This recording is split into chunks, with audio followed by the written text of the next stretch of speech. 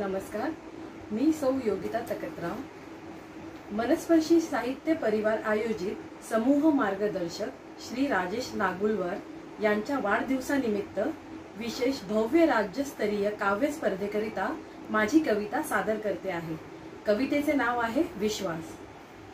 बघ ना, प्रत्येक नकारात्मक प्रसंगात एखादा काजवा मिळतोय का ते? आत्मविश्वासाचा सूर्य चिंता काळजीच्या मागे लपलाय जरासा। म्हणून काय झालं? तुझ्या मनात नेहमीच एक काजवा पेरत जा, जो तुला दाखवेल योग्य आशा आणि दिशा। इवले भरारीचे पंख लेवून उडायला शिकून तर पहा। तो भयान अंधार चिरत शांतपणे हिम्मत न हरता थांबू नकोस। एकाच जागी खेळून लोक काय म्हणतील या विचाराने ते म्हणतच राहतात सतत सतत सतत। ते किती ऐकायचं तूच ठरव, की कानाडोळा करून तुझं क्षितिज गाठायचं धीराने तूच बघ। कशाला अंतर्मनात वादळ घुंगावू द्यायचं आपण? चल उठ, एक काम कर, आहेत ना सगळे अवयव ठीकठाक? मग मनाला का बहाल केलंय अपंगत्व?